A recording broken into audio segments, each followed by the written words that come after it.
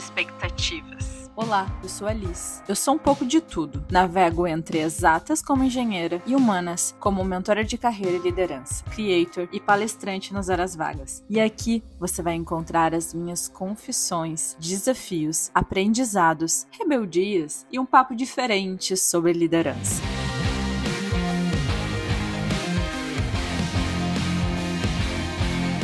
Todos nós criamos expectativas. Eu acredito que isso é normal do ser humano. E com a liderança não seria diferente. O profissional ocupa a posição de líder e logo nasce, junto com a posição dele, diversas expectativas. Essas que, ao meu ver, são crenças muito enraizadas. Elas não são de agora, construídas agora, mas de muito tempo, que fazem parte de toda a evolução dos conceitos de liderança desde os anos 80 até hoje. Então, o objetivo desse episódio é trazer clareza para esse momento de quando ocupamos a nossa primeira cadeira de liderança e como que a gente lida com as expectativas e como que elas nascem no momento que a gente senta nessa cadeira. Antes de ser líder, nós olhamos os processos e sentimos o desejo de mudar. Quando a gente é aquele profissional inconformado, criativo, inquieto e a gente olha todos os detalhes, isso já traz características de que temos um potencial para exercer a liderança. Então, ser inconformado com o status quo, querer fazer melhor, eu acredito muito que já é um sinal de ser um potencial líder. E a gente olha aqueles processos da empresa, aquilo que está errado, inconformados, né, com o status quo, a gente começa a visualizar melhorias, se incomoda com as situações que a gente acredita que poderia ser diferente. Porém, na maioria das vezes, focamos no processo que tá errado, na pessoa que tá no lugar errado, no processo que não deveria ser dessa forma, o processo que não fluiu, por que não fluiu. A gente tá ali focado no nosso dia a dia operacional, nos problemas que surgem. E o primeiro pensamento que nós temos que é o seguinte: quando me tornar líder, vou mudar todos os processos. Nós temos esse sentimento de que se a gente fosse líder, seria diferente. Se eu estivesse no comando da equipe, esses processos não seriam dessa forma. Talvez seus colegas de trabalho já te vejam como líder justamente porque a tua inquietude e a vontade de fazer melhor, e isso faz com que tu tenha atitude sempre para melhorar, para apoiar, para ser útil, colaborativo. Os teus colegas já te veem como uma peça central e acreditam que sim, você pode mudar a realidade da empresa e os processos que estão errados. E quando você senta de fato na cadeira, quando chega o grande dia que tu tá ali e tu já é líder, tu vai escutar muitas vezes frases como: agora sim, tudo vai mudar. Esse é um dos nossos. Finalmente colocaram um dos nossos na cadeira de líder. Ele vai nos entender e vai mudar tudo. E você se empolga com a oportunidade de fazer a diferença, porque tu sabe que tu enxergou todos os erros e que tu tá inconformado e que tu quer ver mudança. Consegue perceber que essa visão, ela é operacional? E talvez julgar com esse modelo mental operacional possa te inserir em diversas armadilhas. Aí, tu se esforça, lê livros sobre liderança, segue os 1000 gurus que existem, faz um MBA com aquele módulo internacional e pensa: estou me preparando. Você cria uma expectativa de que já sairá pronto de todo esse preparo. Porém, tornar-se líder é fruto de um processo. A posição te dá apenas o bilhete de passagem. A formação e o preparo acontece a partir de uma jornada. Eu quero pincelar alguns elementos importantes dessa jornada, que é o desenvolvimento de maturidade profissional na liderança. E a gente pode organizar 4 elementos. O primeiro deles é o conhecimento. E o conhecimento ele é composto por repertório teórico, prático. Por isso que, quando eu falo do curso, eu não estou dizendo que não é para fazer.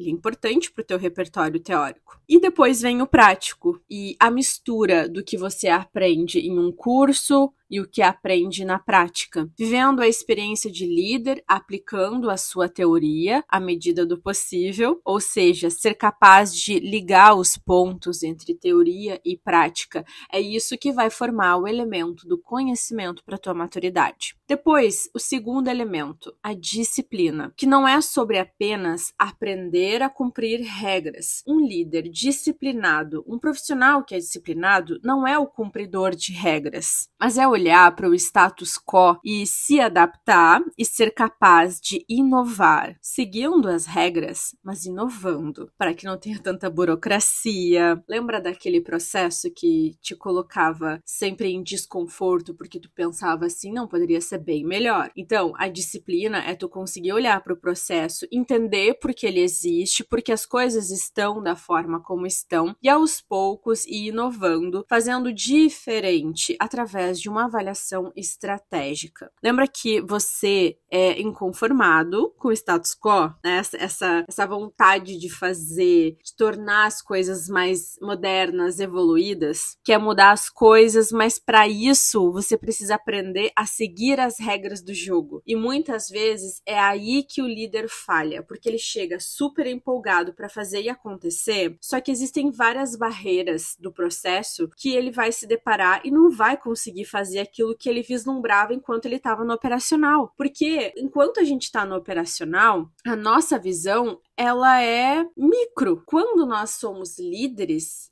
o nosso campo de visão, ele se amplia. Então, as coisas são diferentes e a gente precisa entender o porquê do porquê. Então, antes de ser líder, você só tinha visão ali do operacional, né? Que é normal. Agora, tu precisa aprender a avaliar de forma sistêmica, entendendo os impactos de todas as áreas e como que esse sistema funciona. E quando estiver inserido dentro do jogo, né, entendendo todas as peças, aí sim tu poderá ser capaz de contribuir com suas ideias. Ser apenas um rebelde querendo mudar tudo, não aceitando o processo, ser rebelde com os problemas que tu observa e levantar a bandeira da mudança, não é liderança. Isso é só rebeldia. Liderar é muito mais amplo do que isso. É ser capaz de conseguir ter uma visão sistêmica e ampla a respeito de processos, pessoas, interações de processos e interações de pessoas. Depois, o terceiro elemento, exemplo. Aprender a observar e se observar para construir o seu repertório de referências, considerando suas experiências, tudo que te levou até a sua posição de líder, entendendo como funciona a tua personalidade, os teus valores, as tuas crenças, o que te trouxe até essa cadeira, o que te fez sentar nessa cadeira de líder, as pessoas que você admira como líder, como profissional, a cultura que tu tá inserido e como que tu vai se comportar dentro desse sistema, como que é a tua equipe, tentando entender o meio em que tu está, fazendo uma leitura de cenário do meio que tu tá inserido e que hoje tu se tornou a peça central. É aí que vamos construindo, essa é a base para construir o nosso estilo de liderança. E a partir da nossa própria referência, aprendendo a ler cenários, como eu disse antes, para se adaptar, observando a expertise dos profissionais ali que se destacaram, a expertise de cases do mercado, a cultura da tua empresa, a cultura do segmento, né? Como que esse segmento geralmente se comporta, como que é a cultura mini povos que existe, né? Porque na empresa, o que é muito importante a gente observar, que é uma sociedade com mini cidades ali. E cada equipe é uma cidade com uma cultura.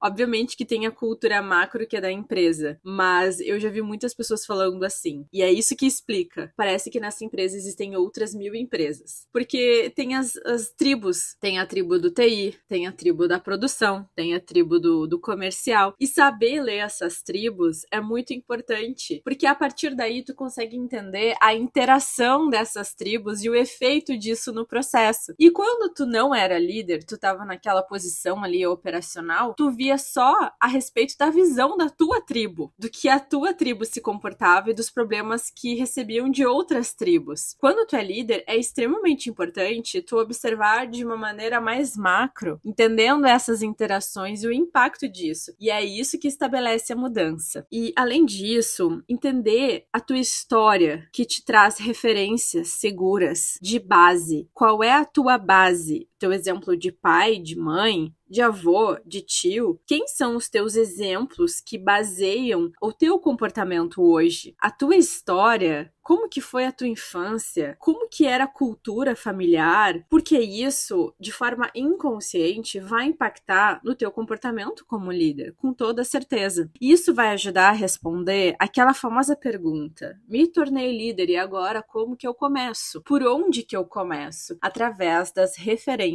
que temos e que vamos construindo à medida em que vamos vivendo. Por isso que o exemplo é um dos elementos da maturidade. Porque é isso que vai te dar referência, que vai muitas vezes servir como bússola e também como um arcabouço de informações para que tu consiga se adaptar e entender a tua forma de agir. Depois, o quarto elemento, que é o conhecimento tácito. E aqui eu quero trazer uma análise bem profunda, porque o conhecimento tácito, ele vai nos provocar o tempo inteiro, vai nos desafiar o tempo inteiro. Porque nós, muitas vezes, não temos tanto conhecimento tácito porque deixamos o medo tomar conta, a insegurança, a síndrome da impostora, não temos coragem porque nós estamos ali vendo que o erro abala a nossa autoestima, focamos mais na habilidade do que no esforço, então se tu errou significa que tu não tem habilidade. Então são diversas questões que precisamos resolver dentro de nós para que seja possível termos mais coragem de viver experiências diversas, porque conhecimento tácito é isso, é o conhecimento que a gente tem a partir das experiências que vamos vivendo. Por exemplo, o que é levar um choque? Nós não sabemos descrever de maneira com que as pessoas entendam e comecem a meio que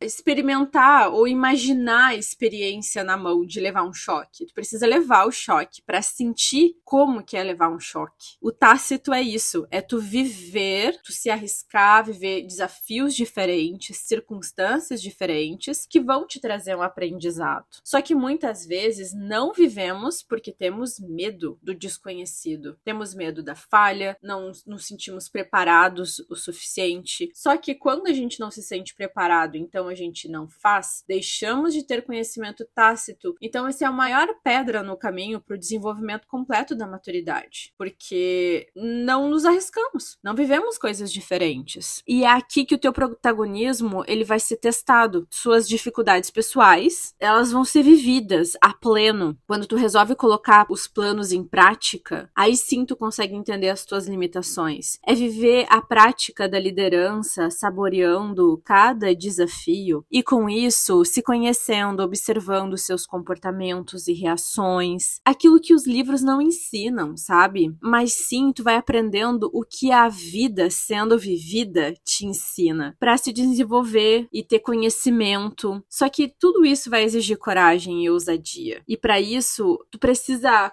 aprender a confiar em ti mesmo. Saber que tá tudo bem se cometer um erro, que o medo, ele é um sentimento que parte de um instinto de sobrevivência. Gerenciar esse medo, gerenciar a insegurança, saber gerenciar as dificuldades pessoais. É por isso que falam, em teorias de grandes especialistas, que além da inteligência emocional, a autoliderança, ela é pré-requisito básico para que sejamos líderes, para que a gente consiga nos gerenciar para viver os desafios. Como que tu vai ter capacidade de vencer desafios em um grupo se sozinho tu não consegue? O que tu vai inspirar? Como que tu vai servir de referência para tua equipe? Como tu vai dar direção se tu não tem o teu repertório prático a partir das experiências vividas? E o conhecimento tácito, ele vai retroalimentando esse sistema, porque tu vai aumentando o teu repertório prático a partir do conhecimento tácito adquirido nas circunstâncias da tua liderança. Isso vai se retroalimentando. Por isso que quanto mais experiências aceitamos viver, mais maturidade nós vamos desenvolvendo. Mais mais ampla vai ficando a nossa mente, a nossa capacidade de raciocínio, porque experimentamos coisas diferentes, vivemos sentimentos e estímulos diferentes. Dizemos que é aquele tipo de conhecimento que se adquire com a experiência pessoal e que dificilmente pode ser ensinado. É muito singular, é muito particular. Nós desprezamos esse conhecimento porque ele não é formal e estruturado, ele não é ensinado em sala de aula, ele é ensinado pelas batalhas da vida. É o que chamamos de lições de vida. Quando aceitamos desafios, vivemos experiências diversas, colocamos planos em prática, nos arriscamos em situações desconhecidas. Tudo isso vai formando cicatrizes e amadurecemos por meio delas. Na liderança, funciona da mesma forma. Por isso, o líder precisa estar disposto a fazer escolhas, lidar com falhas e resultados negativos. Não existe desenvolvimento de liderança sem cicatrizes. Porém, eu noto que, como nós somos muito cobrados dentro de uma organização, né, pelo sistema capitalista como um todo, por resultado, para sobreviver, né, para conseguir nos sustentar, parece que isso criou uma crença de que nós não podemos errar. E também por outras construções, né, de vida, nós somos intolerantes a marcas, a cicatrizes. E elas são amargas, elas doem. Então, assim, o quanto que nós fugimos, até por um instinto também de sobrevivência, nós fugimos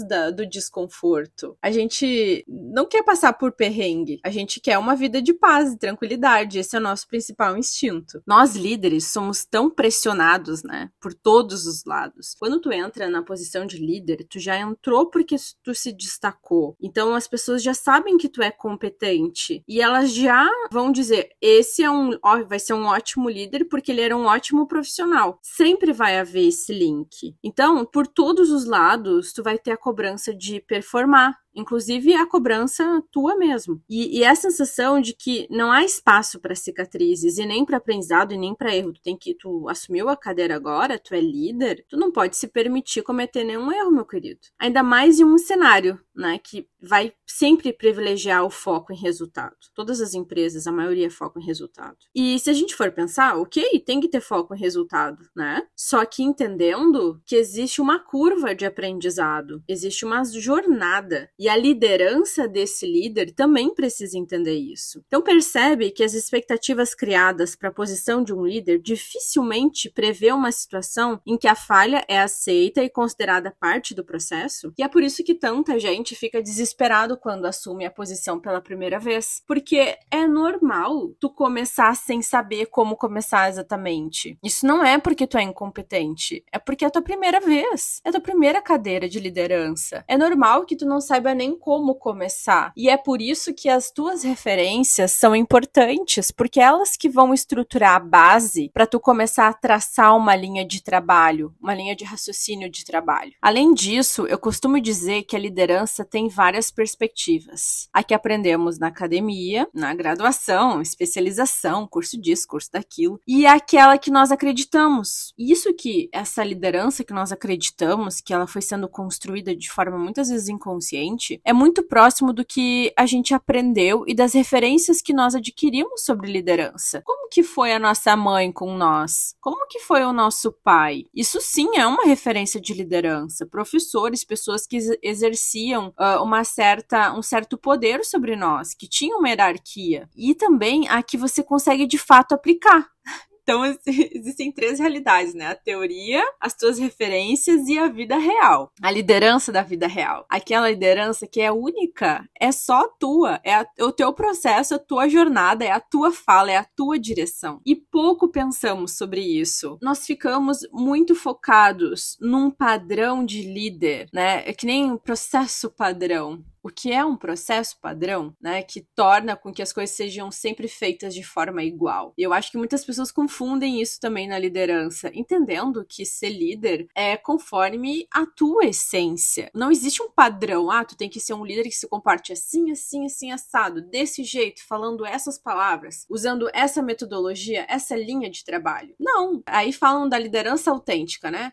Porque uma liderança que inspira, uma liderança autêntica. Nós estamos sendo redundantes, porque assim, toda liderança é autêntica. Quando tu respeita a essência, entende? Quando tu honra quem tu é, quem tu foi construindo até hoje como ser humano e segue os teus valores e tuas crenças, tu é autêntico. E claro que isso exige muita coragem. Então, não tem como tu não ser um líder autêntico, porque em algum momento as circunstâncias da vida vão te chamar pra rever coisas porque tu tá desviando de si mesmo. E sabe, existem muitos julgamentos a respeito dos líderes. Nós mesmos julgamos já os nossos próprios gestores. Só que só vestindo o sapato da liderança vamos entender os calos que ele causa. Muitas vezes criamos uma expectativa de que nosso líder deve agir conforme acreditamos, que ele deve agir, que ele deva ser, e não conforme o contexto, né, dele. E só quando calçamos o nosso sapato da liderança, entendemos os calos dos nossos líderes. Quando a gente estava ali num cargo de especialista ou tinha um outro cargo e olhava os processos errados, a gente dizia, nossa, como que esse chefe não resolveu isso antes? Como que as coisas ficaram dessa forma? E aí a gente se torna líder e a gente entende que não era bem assim, que não é tão simples assim. Então, isso também é um convite para refletir que julgar o outro por uma perspectiva rasa é muito perigoso e também muito injusto. Óbvio que eu também não quero passar pano para os líderes ainda focados no comando e controle e tudo mais. Mas tem muito chefe bom que tá dentro de uma estrutura, de uma cultura que engessa e que tem muralhas gigantes para ele quebrar, e ele não consegue exercer o talento todo dele como líder porque tem essas interferências que é de nível cultural, uma cultura estrutural que barra ele. E ali a gente fica julgando a peça central, que é o líder. E isso é muito cruel. Por isso que é importante avaliarmos sempre de forma sistêmica. E eu ainda acrescento que todo líder tem chefe. E por sua vez, também tem chefes. Todo mundo tem um chefe. Todo mundo segue ordens. E todo mundo tá dentro de um sistema cultural. Por isso que é muito importante saber ler o cenário global de onde estamos inseridos. É muito importante. Para que os julgamentos, eles não sejam a partir de percepções rasas, mas sim de um desenvolvimento de um pensamento complexo da situação. Você passa a entender o desafio de liderar quando experimenta a primeira sensação de ser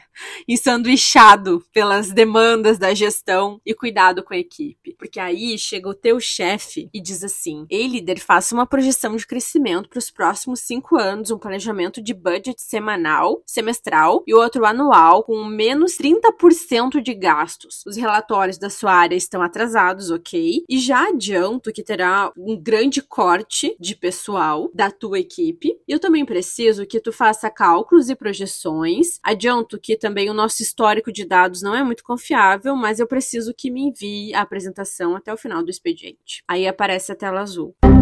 E então tu se pergunta, Deus, o que é budget? Como que eu vou fazer tudo isso? Como que eu vou prever algo que pode ser apenas um chute? E como que eu vou ter tempo para desenvolver a equipe, feedback 360, sair a campo, brainstorm, treinamento, motivar a equipe? Como que faz? Você se vê numa situação que não era bem o que tu imaginou quando tu tava lá no operacional, lembra? Que tu olhava só os processos e não os bastidores e o sistema completo de todo esse processo. Então, não era aquilo que tu imaginava que seria no dia a dia. Você criou uma expectativa, você se preparou para essa expectativa.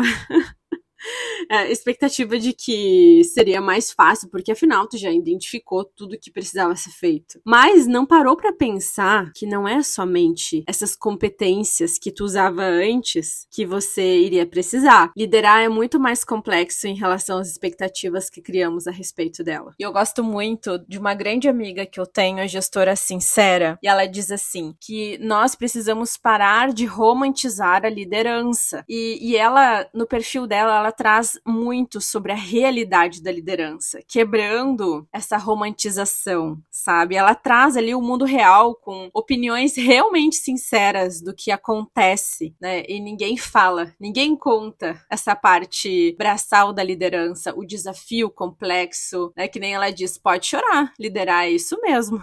é osso. E é osso mesmo. É tu ficar num equilíbrio constante de pratos. E tudo que eu escrevi aqui foi muito baseado em todas as trocas que eu tive com a Karen Lucena, dona do perfil Gestora Sincera, que ela traz com muita clareza sobre isso, né? O quanto que nós criamos a expectativa de uma liderança fantástica, glamurosa, de que tá tudo bem e que o líder é uma figura quase que angelical, e não é. É um ser humano equilibrando pratos, pressionado por todos os lados, pela diretoria, pela equipe, e nós precisamos vencer esse desafio dia a dia. E ainda num processo pessoal nosso de amadurecer, aprender, evoluir como ser humano. Então é um grande desafio lidar com as nossas expectativas e também das pessoas que estão ali esperando de nós o nosso melhor. E elas esperam que a gente dê conta de tudo e muitas vezes sem ter noção da complexidade e volume de trabalho. Então você precisa desconstruir o modelo mental operacional, em primeiro lugar, e eu acredito que quando a gente está nesse modelo operacional e a gente cobra do nosso líder, nós também romantizamos a figura do líder, né, que ele é um super-herói, para ser capaz de lidar com esse desafio. Agora, tu não pode mais colocar a mão em cada etapa do processo. Agora tu tem um sistema para criar, para cuidar. Tu não tá cuidando de um processo, de uma caixinha. Tu tá cuidando do sistema complexo, com todas as interações, com todos os processos. Então precisa aprender a olhar de forma mais estratégica e macro. A sua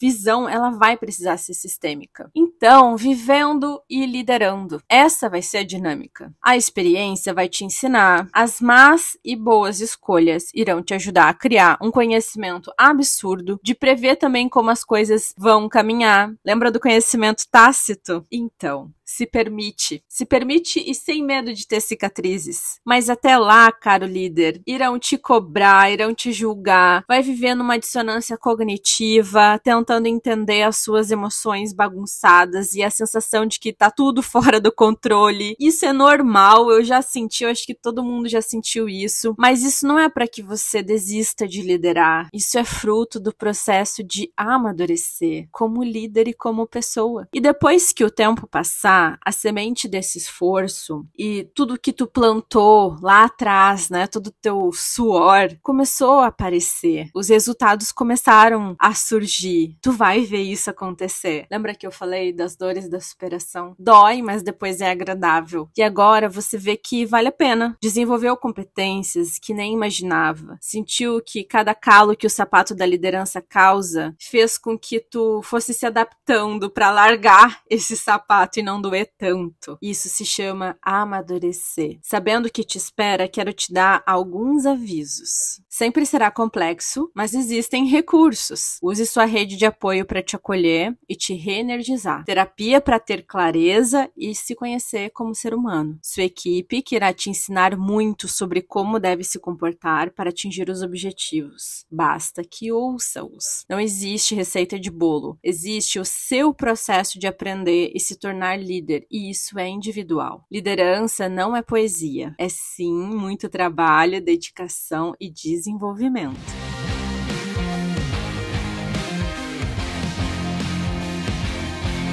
Se você gostou desse podcast, me marca nas suas redes sociais para eu te conhecer e venha fazer parte do meu clã de líderes, onde trocamos muitas ideias sobre o desafio de liderar de forma prática e simples. Até lá!